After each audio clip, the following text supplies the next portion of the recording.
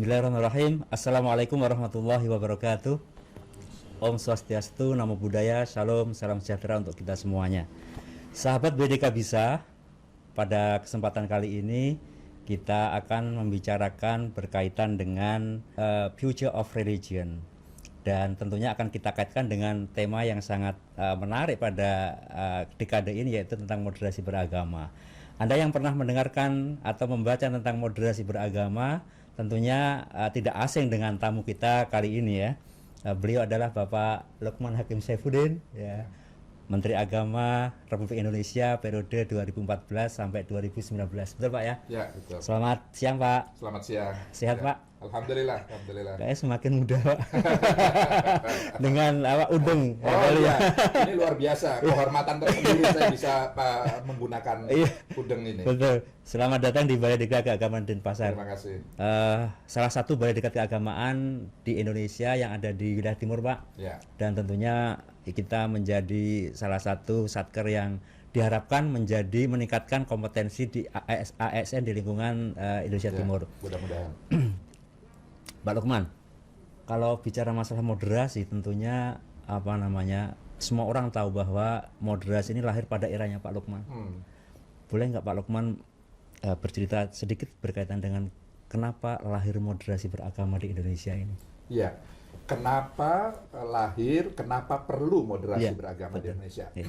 Begini, karena bagi bangsa Indonesia agama itu begitu vitalnya. Betul. Bangsa Indonesia memposisikan agama sedemikian rupa pentingnya karena nilai-nilai agama itu tidak bisa dipisahkan dari kehidupan keseharian masyarakat kita. Jadi agama itu luar biasa pentingnya. Nah, maka lalu kemudian pertanyaannya atau persoalannya adalah bagaimana bangsa yang sangat besar seperti Indonesia, yang sangat majemuk ini dan sekaligus juga sangat memegangi nilai-nilai agama, itu memahami ajaran agamanya masing-masing. Bagaimana mereka memahami, bagaimana mereka mengamalkan ajaran agama, itu menjadi sesuatu yang sangat penting.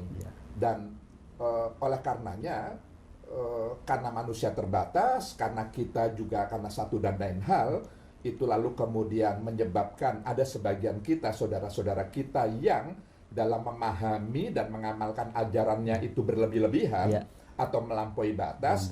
Maka paham dan amalan keagamaan masyarakat kita yang sangat agamis itu harus senantiasa terjaga pada wilayahnya yang tidak berlebih-lebihan, yang tidak melampaui batas atau tidak ekstrim. Itulah kenapa lalu kemudian upaya moderasi itu senantiasa diperlukan. Berarti secara tidak langsung agamanya nggak masalah Pak ya? Agama tentu ajaran dari Tuhan yang maha benar, yang maha sempurna. Tentu ajarannya pastilah benar.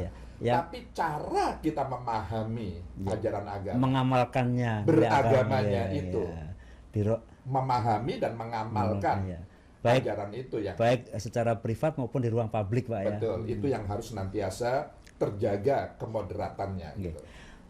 Kemudian setelah kita sedikit tahu tentang bagaimana moderasi beragama dan bagaimana perlunya moderasi beragama, tentunya nggak bisa lepas dari itu adalah ke depan Pak ya. Dengan kondisi Indonesia yang luar biasa, baik secara ekonomi maupun politik, masa depan agama di Indonesia itu seperti apa gambarannya Pak? Saya pikir dan banyak kalangan para ahli memprediksi, memperkirakan, berpandangan bahwa agama semakin memiliki tingkat urgensi dan relevansi yang tinggi. Orang semakin membutuhkan nilai-nilai kebajikan, ajaran-ajaran agama karena dua hal. Pertama, manusia itu sendiri hakikatnya adalah makhluk religius. Karena setiap diri manusia ada bagian yang Tuhan titipkan pada diri manusia. Semua agama memiliki keyakinan seperti itu.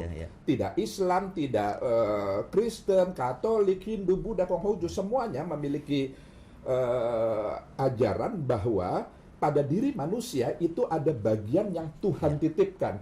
Jadi sebenarnya setiap manusia itu punya fitrah yang kodrati bahwa dia itu memiliki nilai-nilai keberagamaan. Itu satu hal. Yang kedua, kehidupan kita semakin kompleks. Betul. Gitu. Stres, faktor-faktor pemicu orang tertekan itu semakin muncul di mana-mana. Stresor itu semakin ada di mana-mana, sehingga orang memerlukan sesuatu dalam rangka dia mengatasi kompleksitas kehidupan ini. Dia perlu tumpuan kepada sesuatu yang diyakini sebagai yang bisa menolongnya, yang bisa membantunya, atau setidak-tidaknya tempat di mana dia bisa berbagi dan berharap sekaligus. Dan itulah agama, gitu, religiusitas, spiritualitas. Itu jadi dua itu saja menyebabkan kita akan, maksudnya masyarakat kita dan dunia manusia itu akan semakin memerlukan agama ya. Terutama di era disrupsi ini Pak ya, apalagi dengan berbagai perubahan yang sangat signifikan. betul. Bahkan cara beragamanya pun di era ini semakin berkembang Pak ya. Betul, ya. Orang belajar agama dari berbagai channel, dari berbagai jalur Pak ya. Ya, media orang untuk bisa mengakses ajaran-ajaran agama itu semakin beragam-ragam. Maka itulah lalu kemudian potensi orang tergelincir atau terjerumus pada faham-faham atau bentuk-bentuk pengamalan yang ekstrim, berlebih-lebihan, itu juga semakin besar. Maka lalu kemudian moderasi menjadi semakin relevan dan semakin urgent, gitu. Untuk mengarahkan dan untuk oriented para umat ini Pak ya. Nah, kemudian juga kita tentunya tidak akan lepas dari kebangsaan Pak ya, dari kebangsaan, karena kita hidup dalam sebuah negara dan bangsa yang sangat heterogen dan sangat besar kita ini Pak ya. Dan agama-agama di Indonesia juga sudah diakui, ada 6 agama dengan berbagai amalan dan syariatnya masing-masing. Tentunya ini butuh penguatan moderasi yang lebih kuat lagi ya. Nah, moderasi beragama itu selama ini mungkin dianggap sebagian orang hanya menekankan pada satu agama. Apakah di agama lain sudah ada Pak tren moderasi itu? Jadi saya ingin luruskan bahwa moderasi beragama itu diperuntukkan bagi semua umat beragama. Bagi semua, tanpa terkecuali. Itulah kenapa yang dimoderasi adalah cara kita beragama, gitu. Nah, yang kedua, semua agama memiliki ajaran yang sama bahwa dalam beragama itu jangan berlebih-lebihan. Dalam memahami dan mengamalkan ajaran agama itu tidak boleh melampaui batas, tidak boleh ekstrim. Itu ajaran semua agama. Sehingga moderasi beragama bukanlah titipan dari asing atau agenda pihak luar atau kepentingan rezim, macam-macam yang tidak benar. Bahwa moderasi beragama hakikatnya adalah ajaran agama itu sendiri. Mengembalikan ya? Iya, jadi mengajak setiap penganut agama untuk jangan ekstrim, jangan berlebih-lebihan dan jangan melampaui batas dalam karena pada setiap agama pasti mengajarkan at-tawasud, mengajarkan moderate, mengajarkan al-adalah, keadilan dan sebagainya Pak ya. Dan itu setiap agama tanpa terkecuali. Tanpa terkecuali, ajaran itu ajaran inti. Apalagi berkaitan dengan kemanusiaan Pak ya. Pasti semua agama itu juga menjunjung tinggi nilai-nilai kemanusiaan. Nah, terakhir ini Pak, saya mungkin perlu dijelaskan kepada kita semuanya tentang tantangan-tantangan agama kita, keberagaman kita, terutama di masa yang akan datang. Kita sebagai umat beragama, Muslim maupun yang lain, tantangan-tantangan ke depan keberagamaan itu seperti apa? Iya, sebenarnya tantangannya sangat kompleks ya. Kehidupan dunia kita semakin kompetitif, semakin kompleks juga. Tapi sebenarnya yang ingin diatasi, katakanlah begitu, oleh moderasi beragama itu ada 3 tantangan besar yang dihadapi oleh setiap umat beragama dalam menjalani kehidupan keberagamaannya. Pertama adalah ada cara beragama itu justru mengingkari, justru menyimpangi inti pokok ajaran agama. Jadi misalnya inti pokok agama itu adalah kemanusiaan, memanusiakan manusia.